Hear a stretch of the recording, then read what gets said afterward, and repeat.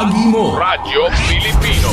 Saan mang bahagi ng Pilipinas, saan mang bahagi ng mundo, ano mang uri ng pamumuhay, kabahagi mo. Kabahagi mo. Radyo Pilipino. Radyo Pilipino. Sumasahim papawid sa DWPR 1296 Dagupan, DZTC 828 Tarlac, DZLT 1188 Lucena, DZYM 1539 Mindoro, DWRL 1080 Legazpi, DWRN 657 Naga, DYRB 540 Cebu, DYRL 1035 Bacolod, DYRN 1134 Dumaguete, DXCO 1044 Cagayan de Oro, DXGS 765 General Santos, DXOC 1494 Ozami, DXOW 981 Davao at Radio Pilipino Podcast Center Manila. Ito ang kabahagi mo, Radio Pilipino, napapakinggan on air and online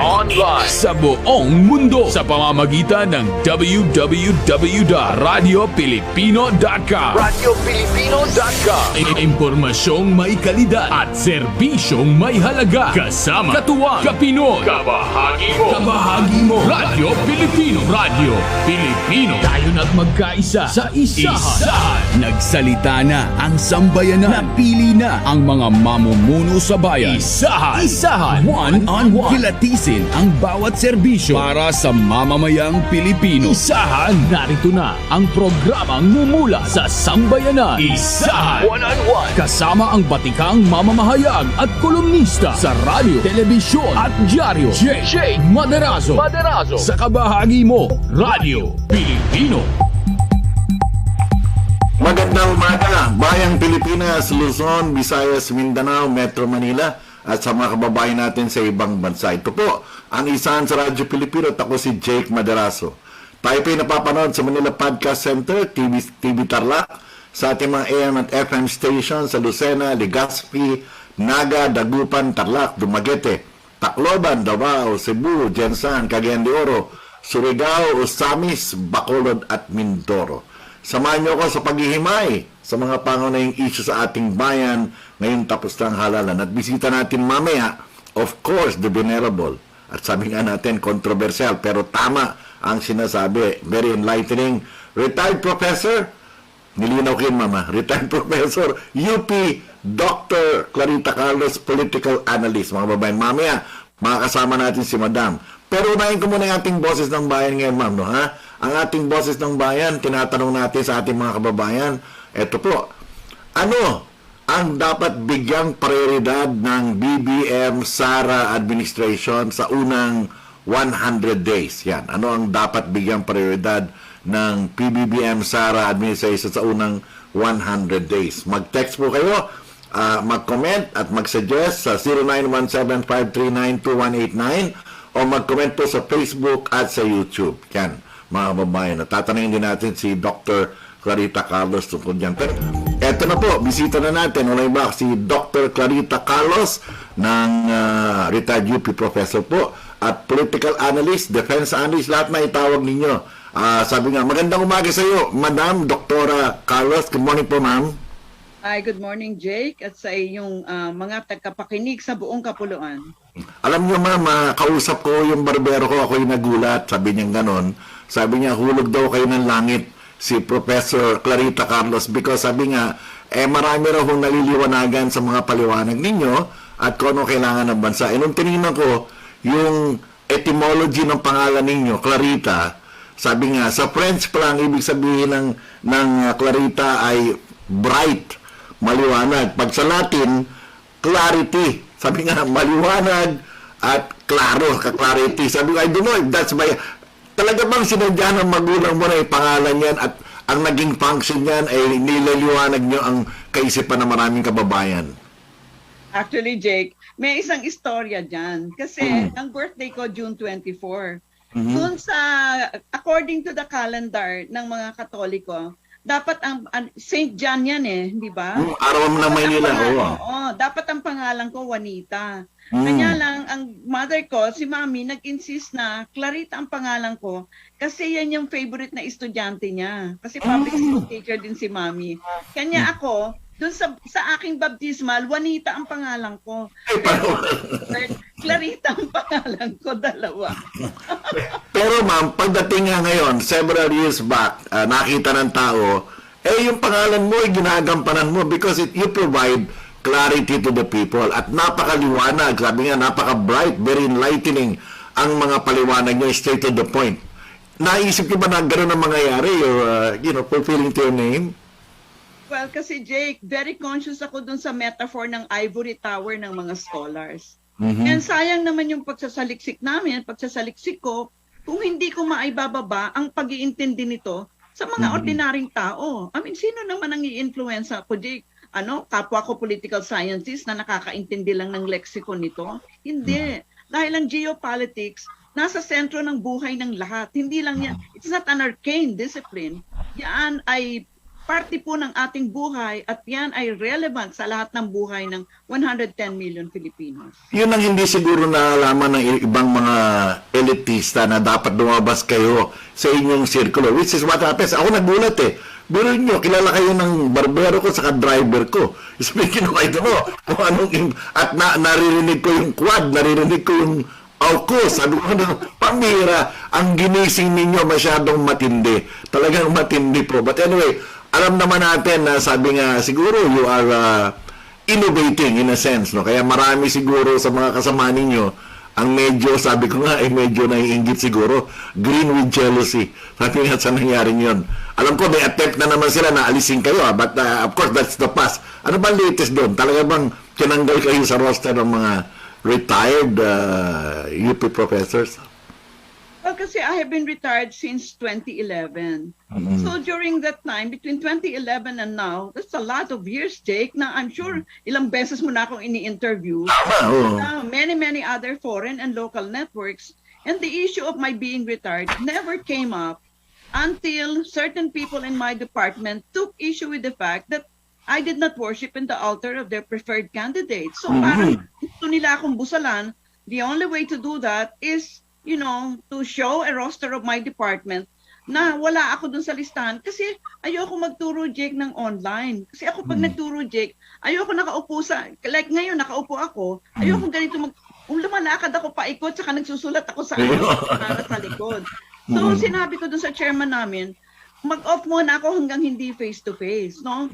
At saka, Jake, siguro, panghuli na, I have the highest rank in the university.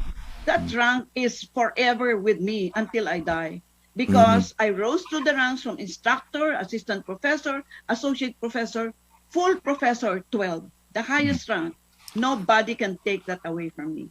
And the Filipinos, especially lahat po ng mga mamamayang nasa likod niyo, pati ako, nilagay ko doon, I'm supporting you. At marami mga kolumnista rin ang nasa likod ninyo.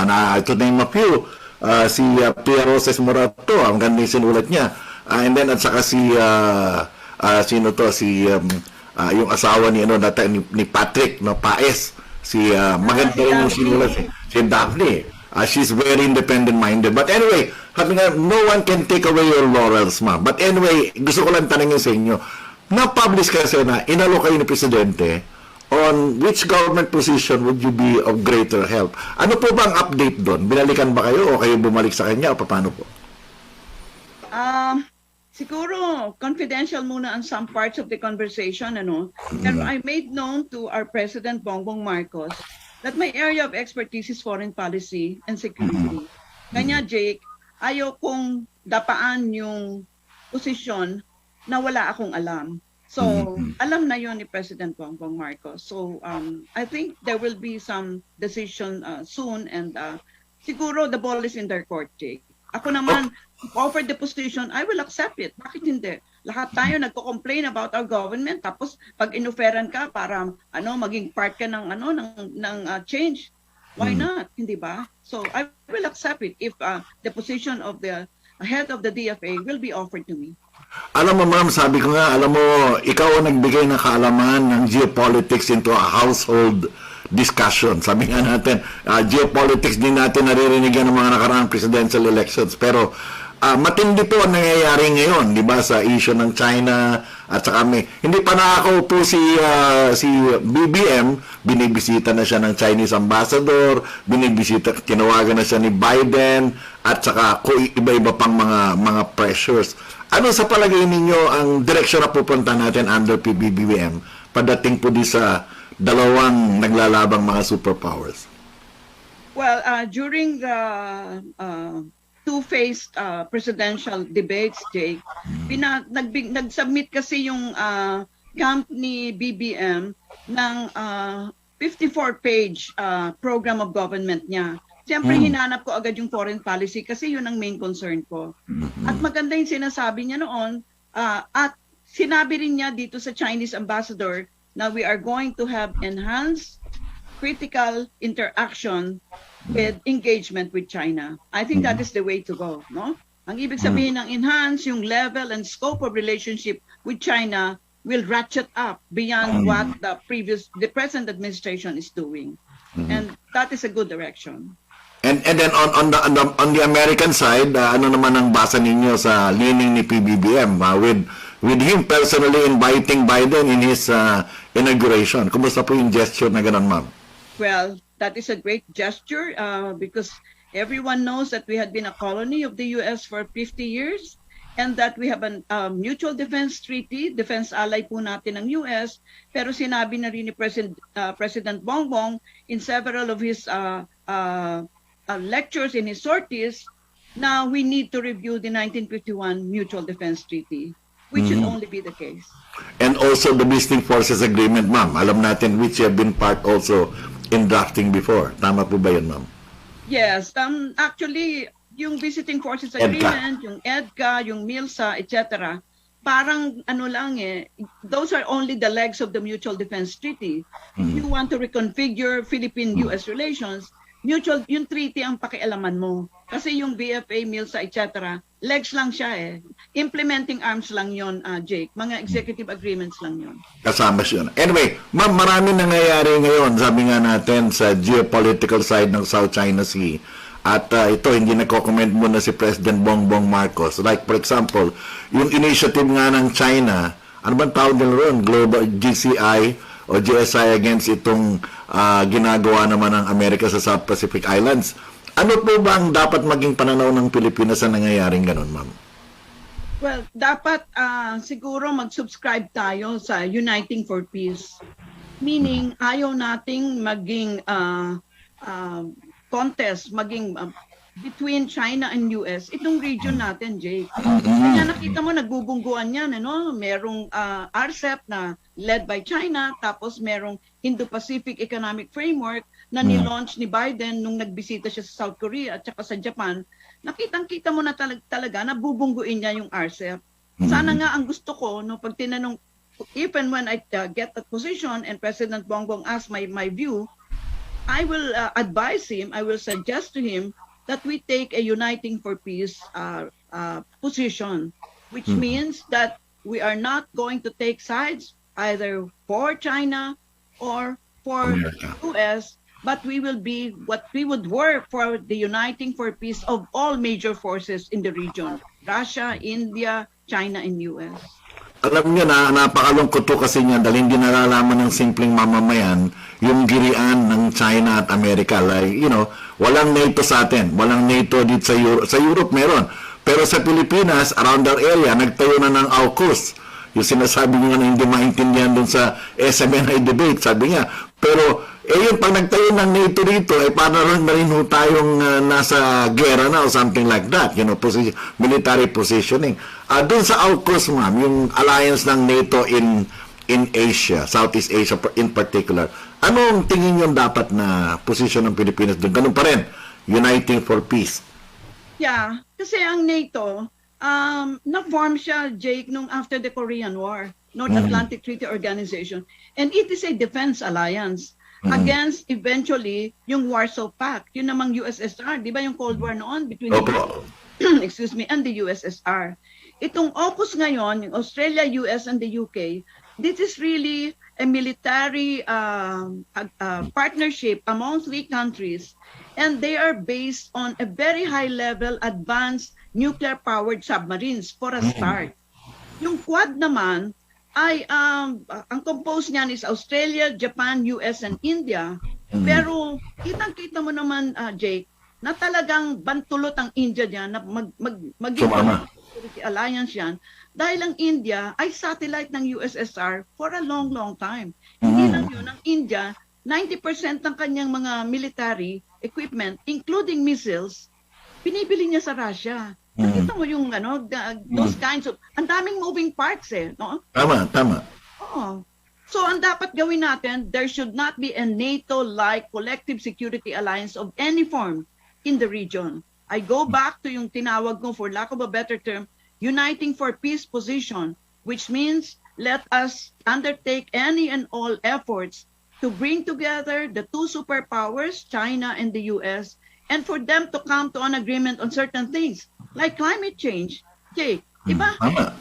Humanitarian assistance, maritime piracy, ang dami naman nilang pagkakasunduan, diba? Yun ang tinatawag ko, Jake, na low politics area. Doon muna sa pinagkakasunduan nila, iset aside mo muna yung territory and sovereignty kasi mamawala na tayong lahat, mamamatay na tayong lahat. You will never resolve the issues of territory and sovereignty. Alam niyo, natatandaan ko yung mga pagbabalik tanaw niyo, maski mga clips lang, yung clips niyo sa Facebook. Kasi binanggit niyo yung Warsaw Pact, no? Kaya galit na galit ang Russia. Going back a little sa history. Yung Warsaw Pact ay tinapatan ng NATO. Yung Russia, nag-disintegrate siya, wala na yung Warsaw Pact. Pero yung NATO, lalo pang lumaki. Something like that. Hindi naman binabanggit yun. Di ba? Parang ganun po ang istorya. Tama ba yung mga doktora? Tama ka. Of course, nauna yung NATO. Saka lang several years later yung Warsaw, no? In point of time, sa chronology. Pero yes, NATO is a collective security agreement. Meron silang Article 5 doon na any attack on any of the NATO members, 30 na sila ngayon 3-0, is an attack on the whole. So that is the reason why a NATO membership is very, very important. Pero kung siguro kalkalin natin ng kasaysayan, pero kulang talaga itong time nito para maglahad ako ng kasaysayan ng NATO at yung expansion towards the margins of the former USSR, talagang malaki yung pagkukulang ng NATO na bigyan ng confidence si Putin na hindi nila sasaklawin yung dating miyembro ng USSR. Alam mo ba, Jake, yung Belarus at saka Ukraine, yan ang unang miyembro ng Russia. After the Russian Revolution ni Vladimir, ni Lenin, di ba? So, pag hindi mo alam yung kasaysayan na yan, hindi mo maintindihan si Vladimir Putin na sinabi niya, the heart of Ukraine and the heart of Russia beat us. Isa lang. Kaya nga sabi nga, yung Ukraine nga, creation daw ni Lenin yan, and we should never forget that, di ba? But going back to the Philippines, ma'am, dito sa atin, kailan lang nagsalita si Chairman Xi Jinping, di ba? President Xi Jinping. I think April yata yung assembly nila, sabi nila, wala daw attempt o balak ang China to expand. Sabi nga hegemony, walang ganon. Wala silang ganyan. Pero siyempre, mga Western American, sabi, hindi, sinungaling ka, ganito, ganyan, yan, ma'am. And this was a new announcement by Xi Jinping. Anong basa niyo rin, ma'am, at yung response naman ng Amerika doon? Well, pag tinignan mo yung context ng sinabi ni Xi Jinping, really they have no plan to expand territorially. At they are expanding in other ways. I'm sure, alam mo yung nangyari 2 days ago, di ba? Nag-offer sila sa 10 South Pacific Islands ng infrastructure, security, police, trade, etc. No, sa South Pacific Islands na dati is area of responsibility ng Australia at US. Kasi hindi nila pinapakailaman yan. Pero tignan mo yung geography, Jake. Palapit ng palapit dun sa United States of America. Malapit na yun Away na yun Ilang hilingan na lang nandun na. Diba? So ma'am, dalawang languages yung nagsasabi na naman. Sabi ko nga, ang ating presidente at sabi nga foreign policy natin, ay nasasalang, naiipit dito. Kaya talagang dapat magkaroon talaga tayo ng tema. Kasi pag kumili ka sa kanan, mahirap. Kumili ka sa kaliwa, mahirap din. Kaya napakaganda ng konsepto ninyo na uniting for peace. Diba? At yung low political low politics area. Yeah. I understand you wrote a paper 20 years ago now to resolve itong South China Sea. Tama ba yun? Yung paper ninyo, even 20 years ago, sabi nga, imbis na mag-away-away tayo sa bawat square meter ng South China Sea, magtulong-tulong muna tayo sa non-political matters. Tama ba yung sinulat nyo na yan, madam? Yes, 22 years ago. And siguro ma-share ko lang, Jake, for the first time yung story. Sige po. Ang tagal na noon, 22 years ago, I was in Tokyo in a roundtable discussion. Kasama doon ang China. Ako yung first speaker Ang title ng paper ko, The Functional Route to Resolving the South China Sea Challenge, no? Essentially, doon nag-uumpisa pa lang ako magsalita. Taas ng kamay yung isang ka-opposite ko, who later on I found out was a general of the PLA, no? People's Liberation Army ng China. And sabi niya, no, we should not allow Dr. Carlos to read her paper. She's going to internationalize the South China Sea. And di ba bawal pa noon, 22 years ago? 1998, oo. So, or about that Tama. 1990. So yung chairman naman was, of course, a Japanese kasi sa Tokyo nangyayari yung roundtable discussion. Sabi niya, Dr. Carlos, what is your position in regard to this? Na ayaw akong pasalitiin ng China. Sabi ko, Mr. Chair, I'm a political scientist. First of all, I wrote this paper as a political scientist. Yung title ko na President ng National Defense College is only a title. So, on that note, I was allowed to proceed to present my paper. The thesis of the paper, to cut to the chase, Jake, is that it is the scientists, the marine scientists, the oceanologists, who will treat the contested South China Sea and East China Sea as one ecology. Isa lang ang ecology niyan, who will resolve the issue. Alam mo, pagkatapos kong nag-present ang paper ko, umikot yung general ng PLA, took my hand and he said, Dr. Carlos, I like what you're saying. Sabi ko, mo na, ayaw mo nga akong pasalatain kanina. That was the point, Jake. That was 22 years ago. The point is, you keep on pounding, insist and stressing to China that because she is a superpower now, she has to abide by international law. Diba? Alam mo, ma'am, ang impression sa akin ng kwento ninyo, hardline yung PLO representative na pumunta mo sa Tokyo na yon.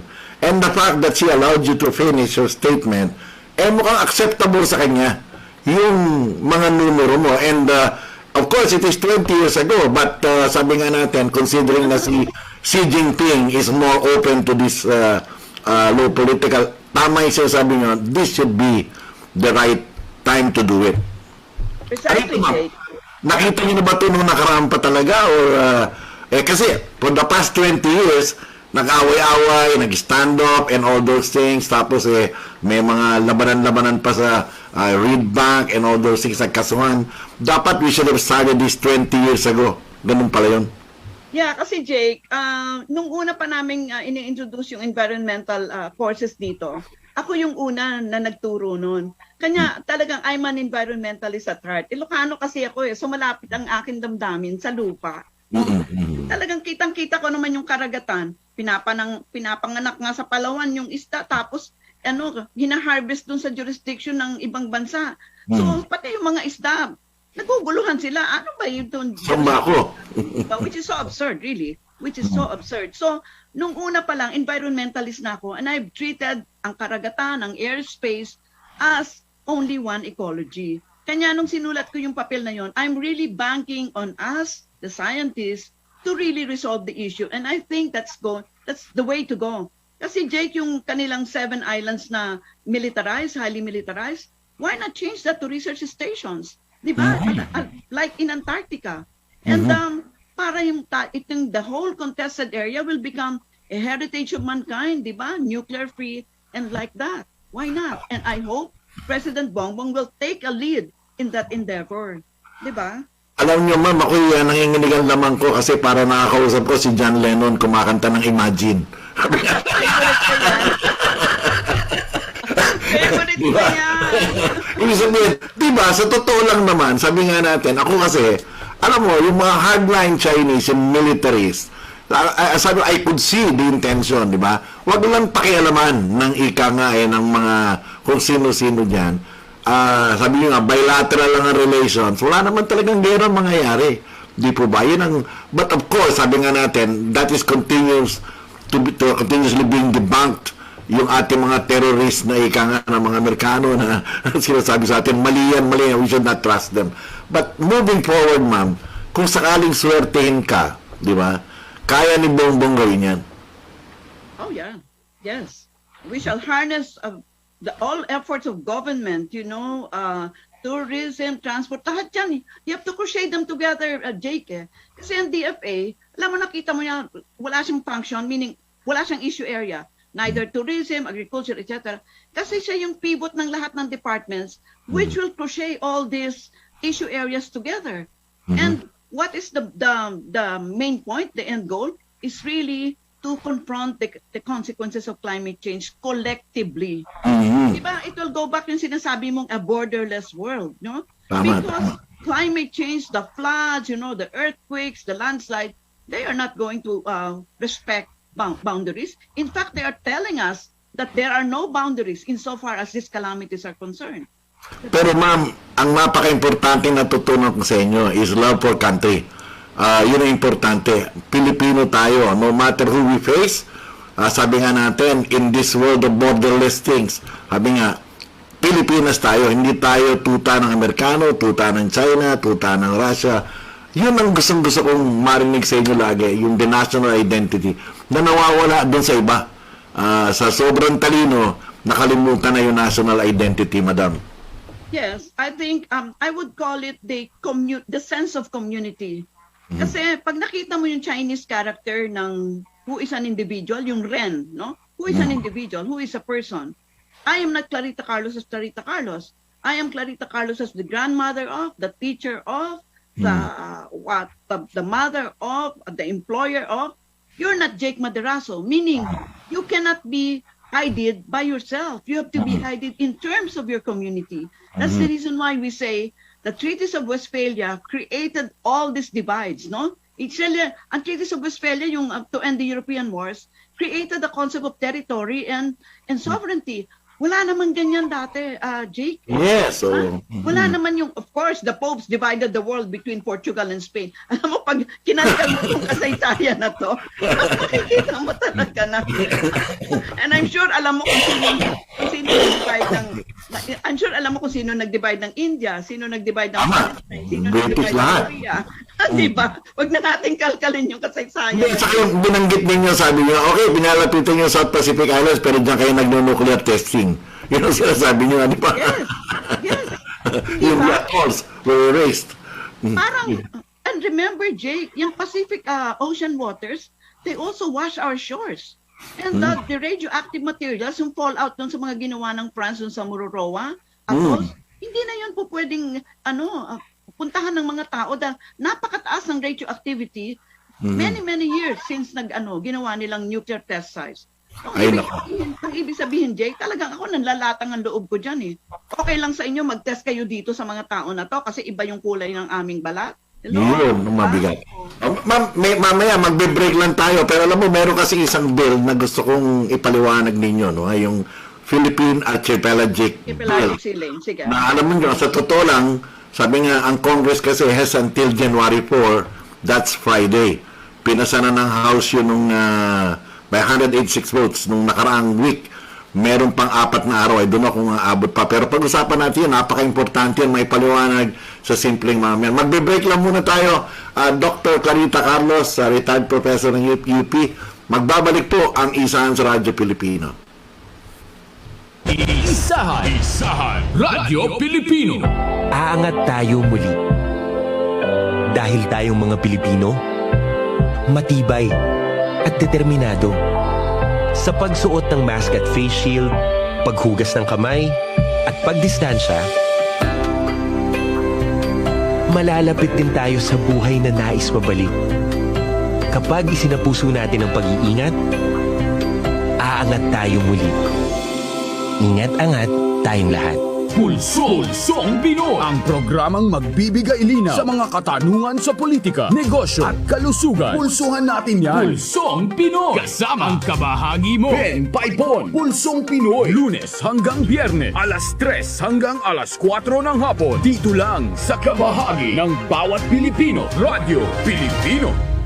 Bahagi ba ng pangkabuhayan mo ang agrikultura? Nais mo bang makakuha ng impormasyon, tulong at gabay ang iyong mga katanungan tungkol sa agrikultura? Sasagutin natin yan sa Asenso Agri-Negosyo. Mga impormasyong makabuluhan at makatutulong sa negosyong pang-agrikultura. Asenso Agri-Negosyo. Agri ka ba? Samahan na ang inyong kabahagi at hero sa agrikultura. Hero Robregado. Lunes hanggang Biyernes, alas 5 hanggang alas 6 ng umaga. Asenso Agri-Negosyo. Dito lang sa kabahagi mo, Radyo Pilipino. Nagbabalik ang Isahan kasama si Jake Maderazo sa Radyo Pilipino. Isahan, boses ng bayan.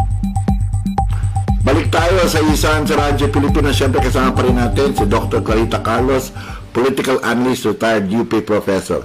Meron tayong tanong, ang boses ng bayan, ano ang dapat bigyang prioridad ng BBM Sara Administration sa unang 100 days? Yan po ang tanong natin.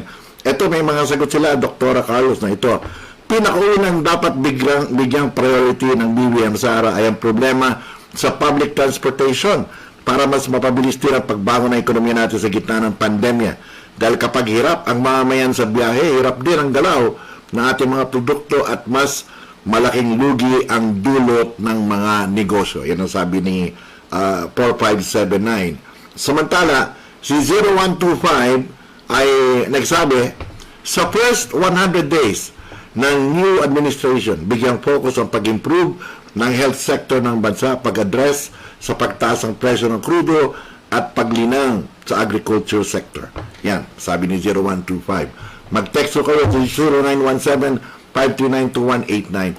Madam Clarita, Professor, Doctor, ano sa tingin nyo ang dapat asikasuhin sa first 100 days? Natin yung reaction natin mga kababayan. The top 3 would be jobs, jobs, jobs. Of course, it doesn't mean that all the other departments will just stand still.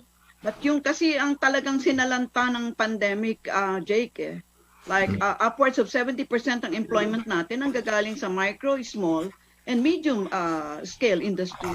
Yan ang talagang tukuran, and maganda na sabi na ni President Bongbong sometime in the past when he was campaigning na iniisip nilang magbigay ng tax holiday or parang subsidies some sort para umahan itong mga maliliit ito, Jake, yun yung mga empleyadong tatlo. Renderia, gano'n, mga gano'n. Yan ang talagang tukuran ng and I think alam ni President Bongbong that this should be really their top 3 priorities, no? And all the rest of the departments also would do their thing, but kasi 100 days is like 3 months, di ba? So those who are most everybody will be new in the department they are assigned to. That would be a learning period, finding out what had happened in the past, what can be continued, and what should be discontinued. Alam niya ma'am, ito yung kanina before the break we were discussing. Sabi ko nga, alam mo, minsan nababalita natin, may mga submarinong pumupunta sa ilalim natin, nandyan mga nuclear powered, may mga nuclear warhead pa, minsan British, minsan sabi nga natin, minsan Malaysian pa yata minsan Amerikano. But in 2018, I understand there was a bill 4 years ago na ika nga itong Archipelagic Sea Lanes Bill na sinasabi nga natin, ang tagal na bimbin, ito po yung regulation sa mga dumada mga barko, whether military or not. Ano po ba ang pananaw niyo rito, madam, sa dapat ba ma-aprobahan kagad itong Archipelagic Sea Lanes Bill? Alam nyo, pag tinignan nyo po ang mapa ng Pilipinas, makikita nyo ang lawak doon sa southwestern area, doon sa Sulu area, na body of water, which are really internal waters, part ng archipelago natin according to archipelagic theory, no? Na sinundan ng UNCLOS, ng United Nations Convention on the Law of the Sea, na signatory tayo, signatory ang China, pero hindi signatory ang Amerika. Okay, siguro Jake, para maintindihan natin isipin natin meron kayong yard, no? Meron kayong, ano ba yard sa Tagalog, Jake? Yung yard daw, bakuran. May bakuran. Meron kang lawn doon, no? Di ba? Tapos yung mga kapitbahay mo, dahil wala kang bakod, hala kung saan naglalakad-lakad ang mga kapitbahay mo doon sa lawn. No? Itong archipelagic sea lanes, kasi ang lawak ng karagatan na yon, na surrounded by our islands, by our archipelago, lalagyan mo siya ng designated sea lanes. Sasabihin mo sa, pag mag-innocent passage kayo US, China, Australia, etc., magsabi kayo sa amin, pero ito lang ang dadaanan ninyo kasi yun lang dadaanan, yun ang designated archipelagic sea lanes, yun lang ang pwede nating i-monitor at guidance sila. Diba? Oo. So, parang panahon pa ata ni Senator Trillanes yan nung final niya yan, And hanggang ngayon, parang bakit niyo pa binubuno yan? Ano ba yung objection niyo dan when it will in fact be part of our territorial defense, Jay? At sabi niyo nga ang lawak nun, pagsama ng Pilipinas, yung ibaba ng Palawan, pababa yun hanggang dun sa may Sulu. Sabi nga, parang EDSA lang ho yan, maglalagay tayo ng kalye para dun dumaan ang mga barko. Nagtataka tayo, 4 na taon na, 5 taon, walang, ano ba itong mga senador natin? Ang maganda lang na balita, Madam, yung House of Representatives, yung House Bill 10814, pinasa ito on second reading ata, o third and final na, 186 yes votes. Pagkatapos, sa House naman, sa Senate, wala pa. Kaya lang, ma'am, June 4 is the last day of Congress. Sabi nga, ngayon ay June 1. So, 3 araw na lang. Mukhang hindi na naman ma-approve siguro ito. I don't know. Paano po, ma'am? No? Mahaba yung 3 araw, Jay, kung meron silang gustong mangyari. Although hindi ko pa nakita yung text kasi itong na-approve na to Pero nakita ko na kasi kay Senator Trillanes. I'm sure there will be very few, how would you call it, areas of conflict between the two versions ng lower and upper chamber. So immediately, mag-conference committee sila para ipakita kung anong areas sila substantive ba. I'm sure hindi substantive yan, siguro less than substantive, and ipasa nila bago isa sa mga sa last na bills na sasign na ni President Duterte. And that will help to our territorial defense. Saan sinasabi nga ninyo, bukod sa maglalagay mismo ng kalye, meron pang revenue generation ito, di ba? Ibig sabihin, pagdaan nila, dapat bayaran tayo because mamamonitor natin sila. Tama po ba yun, ma'am? Nagtataka lang ako bakit hindi gumagalaw for many years para mabagal itong mga congressman at senator natin. Siguro is also an artifact of who sponsored it. Kasi parang si Trillanes din parang hindi na siya anong pangalan hindi na re-elect, di ba? Usually pag ganyan, namamatay yung bill unless somebody really picks it up again and pushes it. Those are some of the vagaries of legislation, Jay. Kanya, I'm sure ang dami-dami pa dyan. Wag na natin banggitin yung national land use, parang bata pa ako binubuno. Matanda na ako ngayon binubuno pa din, di ba? Pati anti-dynasty, anti-dynasty law, hindi talaga pinapasa. Ma'am, ito, bago lang ito. I don't know, this is not South China Sea, but I'm very interested, alam mo naman ito, yung sa Sabah. Kasi lately, di ba, yung Paris Arbitration Court, ay nag-rule na sabi nga nila, ito pong Malaysia ay dapat bayaran yung mga heirs ng Sultan of Sulu in the amount of 14 billion. Ito po ay dahil sa 1878 agreement between Sultan Jamal and then Baron Bonbeck and the British North Borneo Company. Sabi nga, parang sabi nga natin, habol tayo ng habol sa South China Sea. Ito, sinasabi ng Paris Court na etong Sabah atin pala ito through our Sultan of Sulu. Anong reaction niyo rin, Madam? Yes, kasi natandaan ko yan, inutos ni Cory Aquino noon kay Senator Shahani na i-drop natin ang Sabah claim. Ewan ko kung natandaan mo yan, Jake. Kasi gusto niya si Mahathir magbisita dito. Kasi sabi ni Mahathir, hanggang hindi nyo i-drop yan, hindi ako magbibisita. Ito naman si Cory Aquino, not knowing any better, so inutusan niya si Senator Shahani. Si Senator Shahani naman, inutusan naman ako kasi ako yung consultant niya. Sabi ko, Jake, hindi ko magagawa yung memo na pinagagawa mo, Senator Shahani. Kasi labag sa kalooban ko yan at kaalaman ko bilang scholar. Kasi hindi natin pwedeng i-drop yan. Kasi sa atin yan. For many, many reasons na kulang itong oras para italakay natin yan. Kaya maganda tong order ng Paris Court, pero ang nabasa ko ay iko-contest yan. But we'll see. At least meron ng umpisa. Yun nga. Kasi nga, sinasabi nga nila is that hindi naman sabi ng mga Malaysians, kota kinabalo court daw ang dapat pag-usap. Pero alam ko, tumigil na sila ng bayad, di po ba? nung nagkaroon ng lahad to uprising at that time. Yeah, tumigil sila. But the fact that kung talagang batikan ng mga batikan lawyers talaga ang ilagay mo diyan, ay makikita mo that they kept on paying. Kasi lease renta Renta. O, renta. Very, very clear. Very clear dun sa original document. Padjak, it's a renta. No? Sana mga Pilipino, basahin nyo po yan para makita po ninyo yung hidwaan between Philippines and Malaysia kung saan nag-break tayo ng diplomatic relations noon dahil dito sa usapin na ito. Pero ngayon ay dahil part na tayo ng ASEAN, ay pinag-uusapan na lang. No? And marami hong mga bintang na nangyayari na yung mga nagpapadala sa atin ng mga terorista, bandang Mindanao ay mukhang kakampi ata ang Malaysia. Pero ang Indonesia is neutral sa atin, di ba? That's why, to a certain point, tutol tayo na ganapin ang mga talks sa Malaysian territory kundi ang Indonesia nagbo-broker. May ganun bang mga laro, ma? Parang wala tayong tiwala sa Malaysia. Well, tama ka. Kasi, in fact, yung one of the members of our negotiating team is kaibigan ko na pumanaw na. And sabi niya, naku Claire, pagdating namin sa Kuala Lumpur, gulat na gulat kami kasi hindi Malaysians ang aming kahatepat, kundi British barristers. Aray.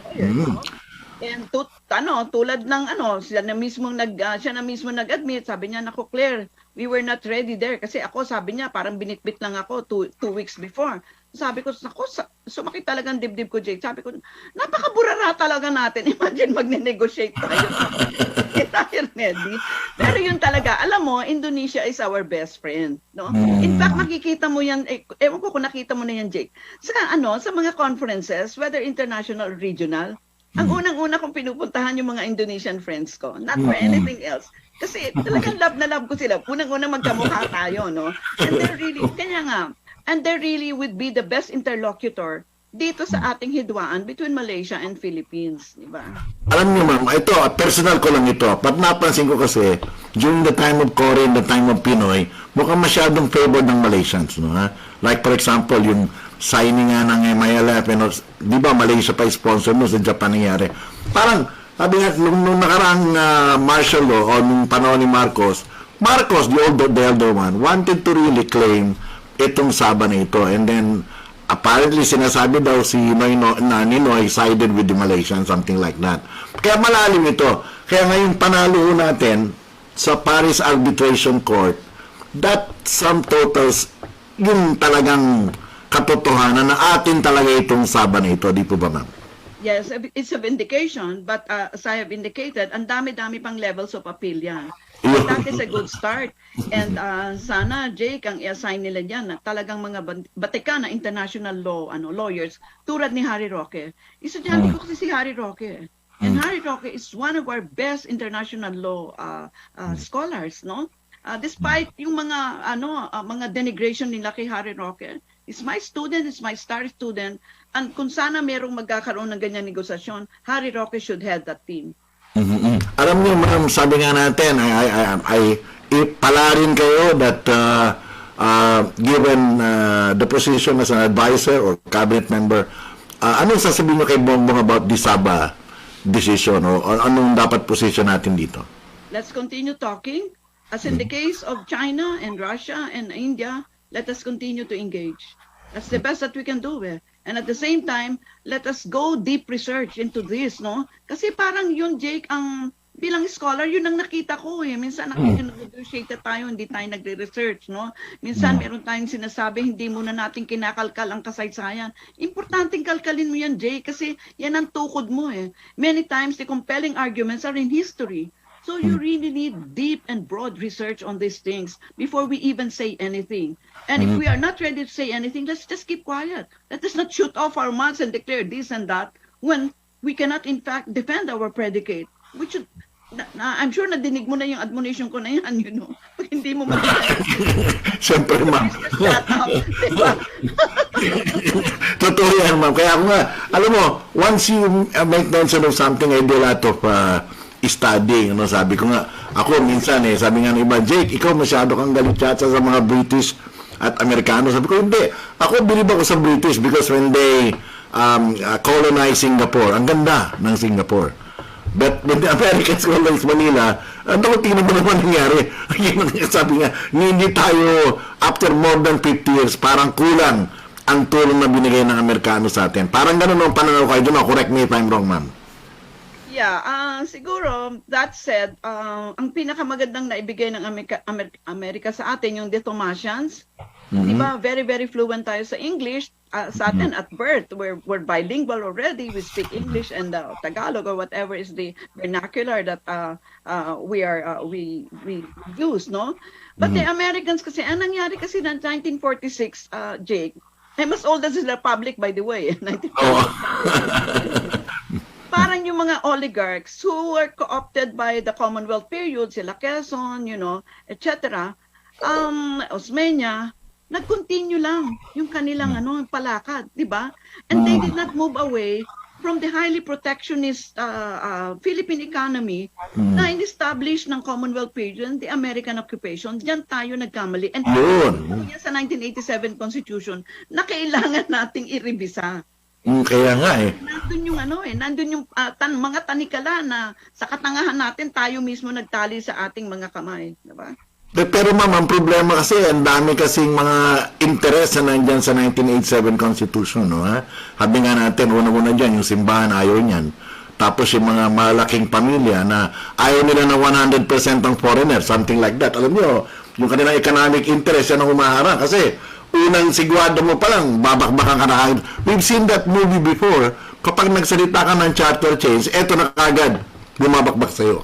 Parang gano'n na nangyayari, ma'am. And is that possible within BBM's term? Did they want more of the same things where you have the kingmakers who are just, putting up people without any political party behind them and making promises? Ba't ka magpopromesa? Wala kang political party behind you. Who is going to realize that? And I think, Jake, nakita mo yung post ko na already, parang 17 na ang count ko ng draft, constitution, And if they want, they can constitute themselves into a constituent assembly now. Yes. Come out with a draft by the end of the year. And by 2023, let us hold a referendum for the public to vote, yes or no, for the new constitution. 2024, you have a new parliament. Yun, at sabi nga natin, diyan makita natin talagang ipakita natin ng unity. Sabi nga natin, talagang kailangan na talaga, ma'am. In 1987 was a temporary, was a mistake. Sabi nga natin, ganun katindi. And I like, what can you say para kay Robin Padilla who is pushing, ito top-notcher, pushing for constitutional reform. Sabi na iba, hindi raw bagay, pero actually, talk sense. Tama po, ma'am. Oh my God, Robin Padilla, I love you. He's amazing. Do you know? Robin Padilla really talks like a political scientist. He knows more than any senator or legislator for that matter. Alam na alam niya yung ibig sabihin ng federalism at yung parliamentary system. Hindi naman mahirap explain yan Kanya lang, Jake. I mean, ilang dekada ko nang we've been doing this, going around with Nene Pimentel, Pepe Abueva, nangagmatay ng yung mga kagangko na yan, no? But I continue to conduct political education so that in 2023, when you are voting, for a new constitution, you understand what you're voting for. We need a parliamentary system, so we will not have the same system that we have right now. And that means there will be no question of term limits, there will be no issue of political dynasty, and the prime minister can become prime minister for as long as he controls the majority in the House, which goes beyond 6 years. Di ba? Alam niyo, ma'am, napakaganda po nitong, dapat ito ipukpukin sa taong bayan. In fact, sabi nga natin, those who voted for Bongbong Marcos and also Kenenyo Robredo, sabi nga natin, for that matter, talagang may paliwanag sa kanila na itong constitutional reform is the right time today. Na ngayon lang tayo talagang united, sabi nga kung anong mangyayari, ma'am. So, ito, we still have about 7 minutes, ma'am. Bibigyan ko kayo ng pakakataon para mapakinggan na naman ang driver ko at saka ng aking manikurista, barbero, yun yung paliwanag ninyo na kailangan palitan ng Constitution and let us unify. Alam niyo po, ang Constitution, yan ang ating basic law. Lahat ho ng ating mga patakaran sa bansa natin, no? Ay nagmumula po diyan sa Constitution. Hindi ka po pwede pong magpasa ng law, administrative order, department order, etc., local ordinance, na hindi po nakasaklaw diyan sa basic law na yan. Pero bilang social scientist, sinasabi ko po sa inyo na pag binago niyo po ang istruktura, magbabago po ang asal ng tao. Structural change will engender behavior change. Kapag nakita po natin na ang parliamentary system ay nakagitna ang political party po ang magiging sentro ng ating buhay, ng ating political life. So sana maintindihan po niyo ito. In fact, alam mo Jake, sinabi ko sa mga may kilala kay Robin Padilla dahil hindi ko naman siya kilala. Please pakisabi kay Robin na I'm willing to volunteer to help him design the instructional materials para ipapamudmud natin sa buong kapuluan para maintindihan nila yung federalism and parliamentary system in very simple explanations, which should be the case bago sila magboto next year in a referendum. Alam niyo ma'am, sabi ko nga, ikaw ay hindi lamang bright, hindi ka lang clarity, sabi nga natin. Talagang, siguro sabi ko nga, pareho na ako, medyo matanda na rin ako, I'm 66. But sabi nga, we wish you more years, sabi nga natin. Pero, madam, ibang klase ang naging role mo dito sa nakarang eleksyon. So, to the younger people, ma'am, lalo na yung mga kulang sa kaalaman, what is your message to the young Filipino people? To our young people, and you constitute the majority of our demographics, 110 million, kasi kaming mga elderly, parang ilang piraso lang kami, no? Please remember that the basic philosophy of our liberal democracy is we have a right to opine, to express our opinions, but you also have a right to respect other people's opinion, which intersect with your own.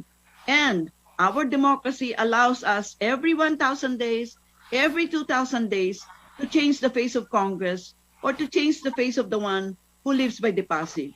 So let us think of liberal democracy as the best kind of democracy, of political system to live within and to work within. So wag nating aksayahin to. Gusto niyo ba busalan lahat tapos maging para tayong dictatorship? Is that the one that is that the system that you want? I'm sure not, no? So payabungin po natin ang ating liberal democracy because that is the best philosophical underpinning of many of our laws and our way of life. Yun na lang siguro, Jake. At salamat ma'am, at sabi ko nga, paalala ko rin sa aking anak at saka sa mga pamangkin, kapag kayo naniniwala on something, write it in 5,000 words essay. para maintindihan ninyo. Diba? Maraming salamat, Dr. Clarita Carlos. Thank you very much po, madam. Thank you. Thank you, Jake, for inviting me. Salamat sa inyong tagapakinig. Salamat po. Well, sa ngalan po ng Radyo Pilipino Corporation, salamat sa manonood, nakinig sa Isahan sa Radyo Pilipino, YouTube at sa ating mga AM at FM TV stations. Dahil saan mang panig ng mundo ay kabahagi mo ang Radyo Pilipino. Ako po si Jake Maderazo, harapin natin ang bukas ng may pananampalataya at pag-asa. Magandang araw po sa inyong lahat. Inyong natunghayan ang Isahan kasama si Jake Maderazo. Hanggang sa muli, dito lang sa kabahagi mo, Radyo Pilipino. Kabahagi mo, Radyo Pilipino.